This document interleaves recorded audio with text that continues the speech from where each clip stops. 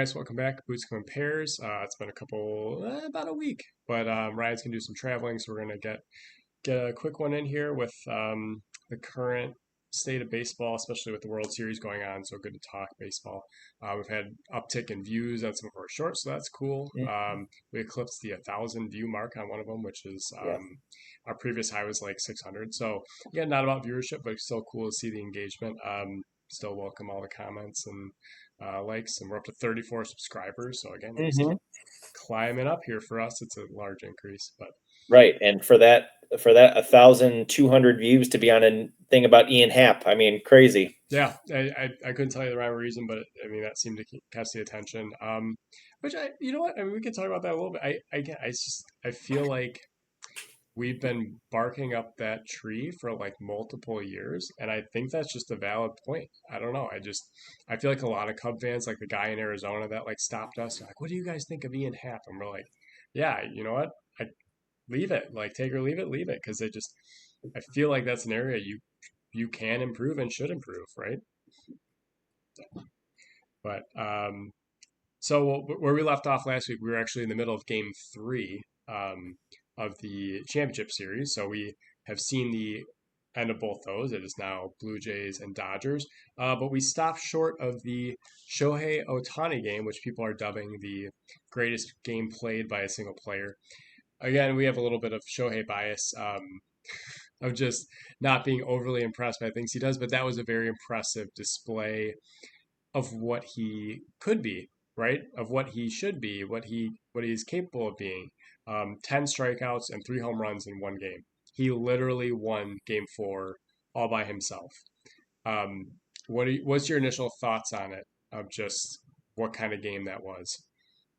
It was enough to give him the MVP after doing absolutely nothing in the first three or Yeah, four games. Like he's hitting, I think, 200 in the playoffs going into that yeah, game. And yeah, I mean, to go out there and throw, I believe it was 6 shutout innings with 10 Ks and to hit 3 mammoth home runs. I mean, people don't do that. That's not something that's done in today's game at all. It's Ruthian, as they used to say.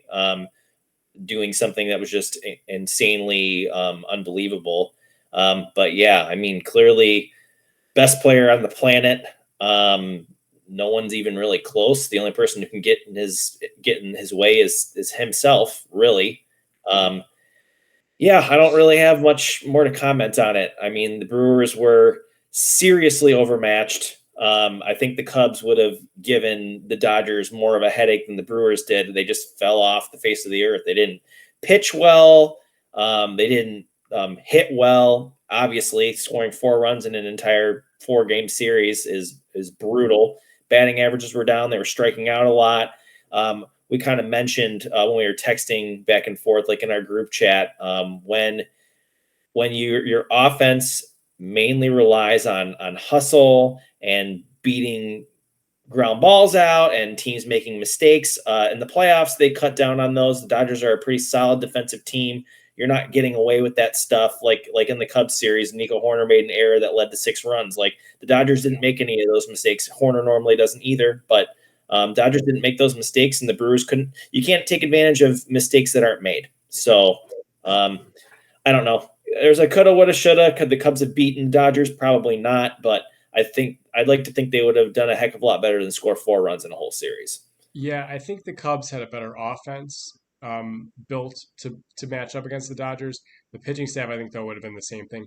The Brewers only started one starting pitcher in both series. Honestly, they Freddie Peralta was the only guy to start a game besides Mm-hmm. Quinn Priester, who had a very short outing against the Cubs. Um, but they went with the opener a lot. They Mm-hmm. went with Aaron Ashby started 4+ games for them in this postseason run, which is for how many games they played. They only played 9 games. Like he started over half of them. Um, I said this multiple times. I don't like using a high leverage lefty to start a game from your bullpen. I just don't like that move. But that also was just a glaring weakness for the Brewers. You're right. Like they rely on other teams making mistakes. Christian Yelich was very vocal post game or post series. It was post game and post series about how it might feel like we're far away after this result, but we're not that far away. I think you are far away.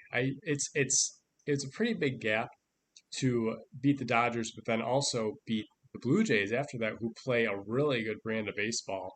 Hmm. That I really I just I like the way that their team approaches at bats. I like the way their team pitches. Right. Um, you got to get through a lot of teams to win, and you're not going to do it by forcing them to make mistakes. Like, yeah, you have to put the ball in play, but relying on errors to score runs is not going to happen a lot in the postseason. Right, right. You have to manufacture them, and then on Yep. the other side of the ball, I mean, I would say one of the three sides of the ball. On the pitching side of things, these teams that are succeeding, they have starting pitching, and they have starting pitchers who go more than 3 innings. They're not doing starters like the Mariners had Castillo and Kirby and Bryce Miller and Logan Gilbert. The Dodgers have Yamo and Snell and Glasnow. The Blue Jays have Gosman, Trey Yesavage, the kid. Max Scherzer's starting games. It's like you have starting pitchers who are going innings, like they're eating up innings. Yamamoto just threw his second complete game Yeah. in as many starts. Yeah. It's unbelievable. It's like this is kind of what we want to see as fans. We don't want to see like 6 pitchers. I want to see a starting pitcher deal for like 6 to 7 innings. I don't want to Well, see this bullpen crap. and the recipe to beat the Dodgers is get to their bullpen, right? Because their bullpen is Right. not good. And Alex Vesia is out for the series, it seems, with a personal matter. So they're down a reliever, a good Right. reliever that they do have. Tanner Scott's off the roster. He was the highest paid reliever in the offseason, Right. and he's not even on the roster for the World Series. Right. So if that's the message, so the Blue Jays got the message in Game 1 of the World Series, and they Right. got to that bullpen. But yesterday Right. they didn't. The Brewers did not force the Dodgers to use their bullpen at all. They were being impatient. They were flying out a lot. They were popping out a lot. They were striking out a lot. I mean, you said they had a bad series. They had the worst offensive series in a championship series for anybody. They had the lowest batting average ever recorded in a championship series. So they set Right. they set And records, but the wrong kind. honestly, like the Dodgers offense is not great. They're really not great. Yeah. Like you have Otani and Betts and Freeman.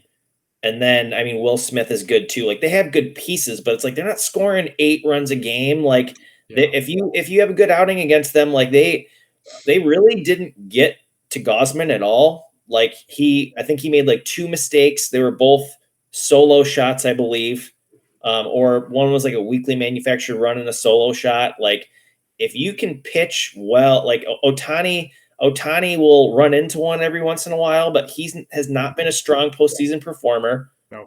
with the exception of one game. So, and he's got a big hole in his swing. So Betts has really been playing well, but it's like you're relying on Max Muncy and Pajes and Kike Hernandez. Well, Like, Kike but I'm Hernandez has saying been their like best hitter so far. he's been their best hitter, but like Yeah. against a good pitcher, he's not going to perform like that. No. Well, and that's the thing with Otani, because like again, he has a 3 homer game, and you wonder like, when, was anybody pitch to him? But then you look at his other at bats in the entire Brewers series, and he's chasing. He struck out 3 times in Game 1. You're right, he has a huge hole in his swing because he is kind of all or nothing. But then all of a sudden, I mean, there was nothing cheap about any of the 3 homers. He No, blasted no. them, and it is hard to hit the ball out at Dodger Stadium at night. But he got all of every one of those pitches. I think one of them cleared the awning out there in right center. Like it, I mean, you have to marvel at it. But then again, you see him strike out, and you're like, oh, this is why you pitch to him because you can strike him out. He does have a lot of swing and miss in there. Um, and yeah, he's fast, so he puts one in play. It's a triple in one of the games. And it's just he does the things, but he's not impossible to get up, right? No, no. So switch over to the Blue Jays and Mariners. They went 7. Did you catch Game 7? Or were Yeah, you at I least paying mean, attention?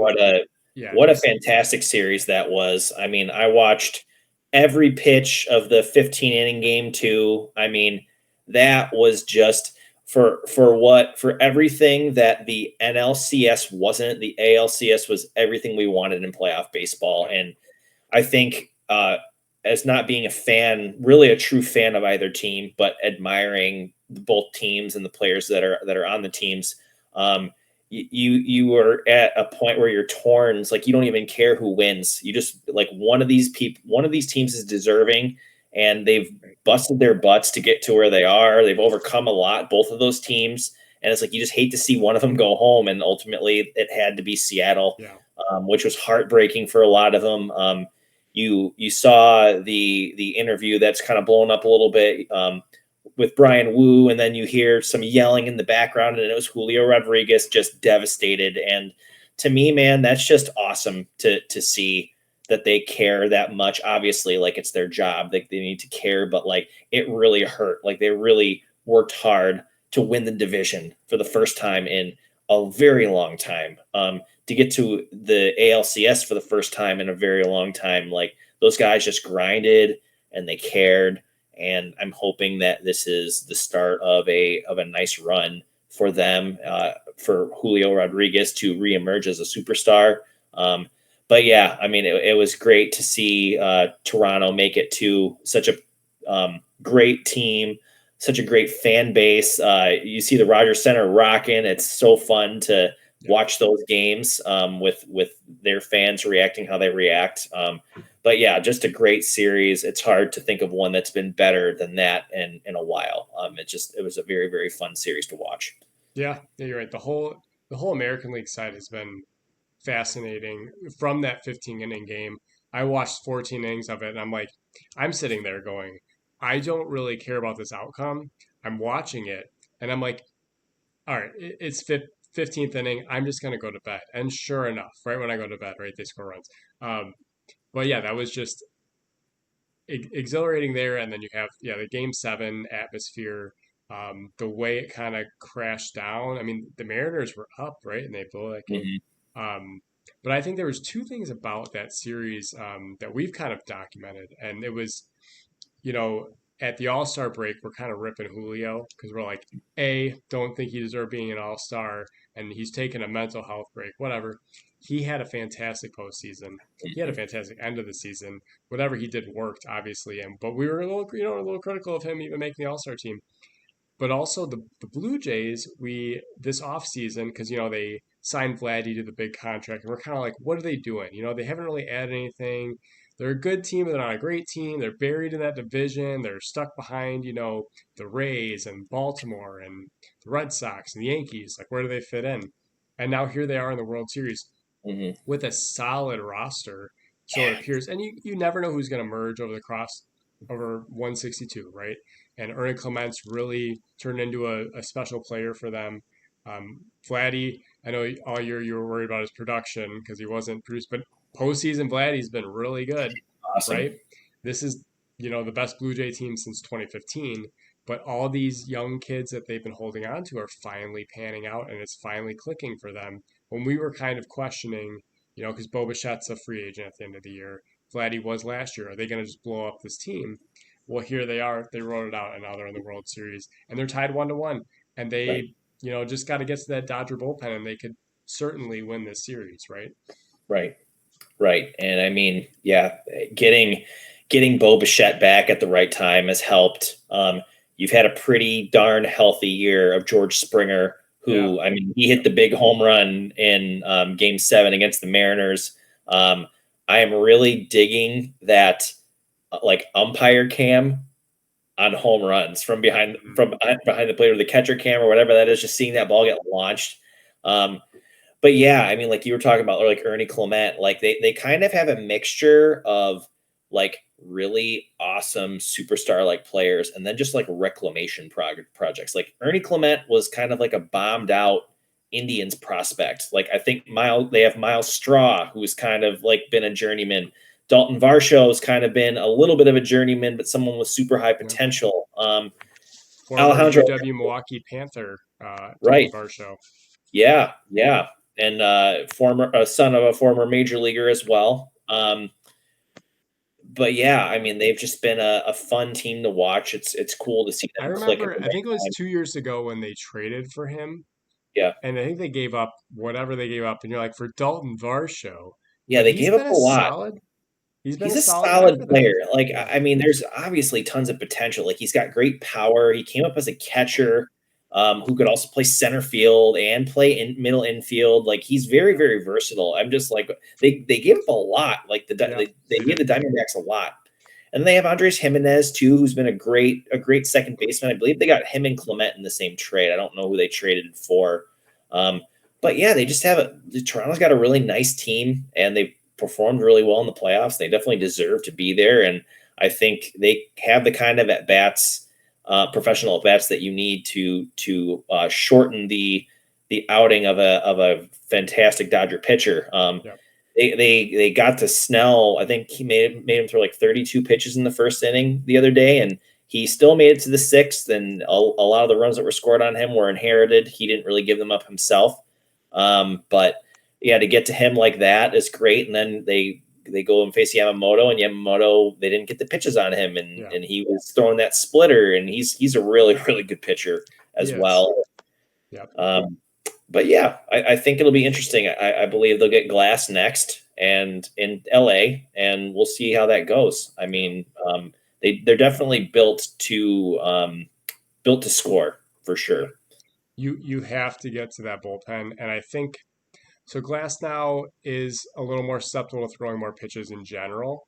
So if Yeah. you're just a little patient, you can get to him and get even if he goes six, 3 innings of the Dodger bullpen is more than enough to score a lot of runs. Yeah. And I would say same with Otani. Is he going to go a full 100 pitches? I doubt it. Right. So you just have to wait him out enough. I don't expect you to score 10 runs on Shohei Otani, but you can wait him out enough where you get him out of the game. That's all you're trying to do. That's your entire objective. That should have been the Brewers' messaging. They're a very scrappy team. They just didn't do it, right? So getting to that bullpen is important. Um, I don't think we need to talk about how the Dodgers need because the Dodgers have the most talented roster. So I feel like we're talking more about the Blue Jays, but just because the Dodgers are the defending champs, right? They've won. They have everybody's favorite player on their team. They have $1.3 billion in payroll. So, like, they are the better team. They are the Hmm. more talented roster, right? But the Blue Jays have a chance here to actually do something and win this thing. And they have guys like Jose Barrios is left off their roster, right? Like, they have a lot of because they've been able to sign players. They've been able to get big name Right. players, but they just the team they've assembled for this moment with Bo Bichette still kind of not. He didn't start game two, right? So he's still not in the mix fully. I just think they have a lot, Hmm. have a chance to do something special, um, Yeah. and then they'll win, and then we can all dislike them again. But Right. yeah, that's usually how it goes. Because we also have not had a back-to-back World Series champion since the Yankees Yeah. in 90 with 97 98, right? So Yep. or 98 99, whatever it was. So that would be interesting, but that also goes to show how hard it is to do that. It doesn't matter just because you bought the roster. It doesn't really. Yeah. Well, let's let's be birds, man. Let's be birds. We'll be birds for the rest of the playoffs. Yeah, Anything they can do to keep this repeat from happening. I think most exactly. of us would enjoy that. Exactly. All right. So we were looking. So Gold Gloves came out like finalists. Some of the award finalists have come out. We'll discuss that more when we finally get the results. I think early November we get results on those things. But the Fielding Bible is different. It's the 20th annual Fielding Bible. They released their list, which I have on the screen now. Ryan can't see it. That's okay. I'm gonna read them off to you guys. But they have their list of they're basically they're fielding nine positions and who won their Fielding Bible award. I'm sure they give out little trophies too. Um, but we'll go around the horn with who it is. I can't really disagree with any of these guys. I think one is outstanding, obviously, but Matt Olson at first base. I can't really argue anytime Matt Olson's get thrown in there.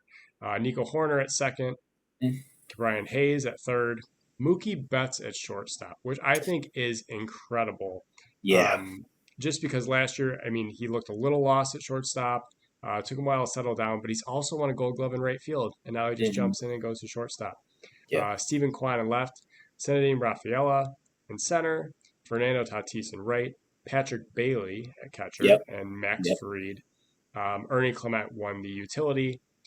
Defensive player of the year is Patrick Bailey. And Yeah. the defensive team of the year is the Chicago Cubs. Yeah, baby. which we noted we saw it all year. We just saw one of the best defensive teams in baseball just do what they do. I think this list is indicative of the way the Gold Gloves are going to go. Right. I don't see many variations other than the fact there will be AL and NL. I think Right. you'll see PCA will be in center field for the NL. Right. I think Rafaela will be one of the Platinum Glove winners in the AL. He will. I think there's only one. There is only one Platinum Glove. There's only one platinum glove. Yep. Yeah. And I think that should be, even though they have Patrick Bailey listed as Defensive Player of the Year, I think Nico Horner should be Platinum Glove winner, but we will Right. see. Um, but I think it's very possible that the Cubs take home the team Platinum Glove as well. Yeah. Yeah. Any of these guys that you're like, I'm very impressed with Mookie and just his turnaround at shortstop and his ability to play that position. It's so hard, especially to go from outfield to infield. But any of these names really speak to you? In a negative way? Um, do you have a negative on any of these? I think these are No, all pretty no, justified. that's a Yeah, great list. Like that's yeah, a I can't argue. I don't I don't recall who else is I mean, when it comes to first base, I'm not really versed in I forgot who were the finalists. But Olson's won a gold glove before. But yeah, I can't really dispute any of those. Like no, uh Patrick Bailey is not a surprise. Like that guy is a no, great catcher, like a great catcher. And Sidon is amazing in center field. He might win platinum just overall. He's that good. But the thing is, like, he's also a really good middle infielder too. He's yeah, just a better center fielder, and it's like the Red Sox. The Red Sox are loaded. Like you had Jaron Duran last year, who was a Gold Glove final, or not a Gold Glove finals, but he was in the running. I think he had a great year in center field, and Sedon is just that much better. Roman Anthony is a really good outfielder. Willie Abreu is a really good outfielder. The Red Sox have a lot no. of good gloves in their outfield, but Rafaela is just unbelievable. And I think the next step for him is to just kind of catapult offensively because I think he's got the defense figured out. Yeah, that'll be the interesting part because so Rafaela has supplanted obviously Duran in center field, Mhm. which yeah, Duran is a excellent center fielder, MVP of the All Star game last year, all these things, and then the Red Sox started out 2025 with Rafaela in center field, and you're like, what are you doing? You know, like Right, you're putting Gold Glove caliber center fielder in left field, which that's a good problem to have if you're them. right, But the offensive part will continue to be the can he produce at a level that makes it worth it. But the defense in center field matters. It right. really does. We saw it this year with PCA. The number of I think it was like A plus plays that he made or whatever they give as like the designation for like a good play. PCA had more than 28 of the 30 teams by Yeah, himself, right? So like that's just a different level. So if you can get a center field effort like that, um, especially in Fenway, Fenway's goofy. Fenway's got center field is really deep. You got to be able to cover a lot of ground. Um, I think he will be the platinum glove on the American League side. And like I said, we'll debate that a little more um, as the awards kind of trickle in beginning of November. They do such a slow release on the awards. I feel like it's a mhm. little um, not. They try to build drama, but it's kind of like just tell Right. us what they are. We don't Yeah, need 3 weeks of slow release awards, but that's what they no, do. But that's their own. And we also definitely so I thought CBA talks were happening this off season. Apparently they are for 2027. So yeah, we will have baseball next year. right, We will have it in 2027, TBD. But right. that is something we need to. I want to like dive more into details and get the actuals on what can happen, how it can happen, because we have a big debate even with this playoff World Series. This will kind of dip back to the Brewers and Dodgers is the need for a salary cap, need for a Mm. salary floor. Is it unfair advantage to the Dodgers? Are they ruining baseball? It's those kind of things keep creeping on the table, and I don't know if I buy it or not. I definitely think there needs to be a cap, right? They need to get rid of some of this deferred money. I think that's an unfair advantage, but um, yeah, it's going to be an interesting CBA to say the Right. least. Right. We're just gonna have to plan our road trip, or our trip because and to see the three teams in case there's no baseball in Yeah, in case there's no 2024. baseball, right? Yeah, right. Yeah. So, but I think that is a real possibility, right? They may just Right. not be able to get this thing done, and I don't think they're going to get it done early. Right. They're And going to wait till the off season from gets done. everything that I've heard, what it sounds like, I know Tony Clark, I think he's the president of the Players Association. Tony and the players they're not about taking less money. They're not going to do that. No, So I don't know how they're going to figure this out. It seems like a insurmountable feat, but we'll have to do something.